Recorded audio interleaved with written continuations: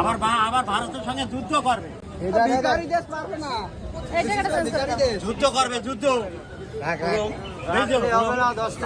ভারতকে ভয় করি না। তেল, লবণ, সার, লঙ্কা সমস্ত সব যায় এই ভারতের থেকে। আমি ল্যাংটার থেকে দেখতেছি জঙ্গলের মধ্যে দিয়ে যায়, এই কাদার মধ্যে, মানে ফলায় রয়েছে, ধাবার মধ্যে রয়েছে, জঙ্গলের মধ্যে। হ্যাঁ, তবু মাল নিয়ে যায়। হ্যাঁ, তবু ওই ভারতের গন্ধ। তারপরেও তো আবার ভারতের লোক ভালো না, ভারতের পরে আঙুল তুলে কথা বলে। হ্যাঁ, বুঝছো, ভারত যদি বাংলাদেশের হেল্প যদি না করে তে এক ফেরানো থাকবে না। এরপরে তো ওদের ওখানে তো আর হিন্দুদের দেখে অত্যাচার হচ্ছে, কারণটা কি? সেও যে মার করবে, আমিও সেই মার করবে। আমি দুধটা খাই, সে মাংসটা খাই।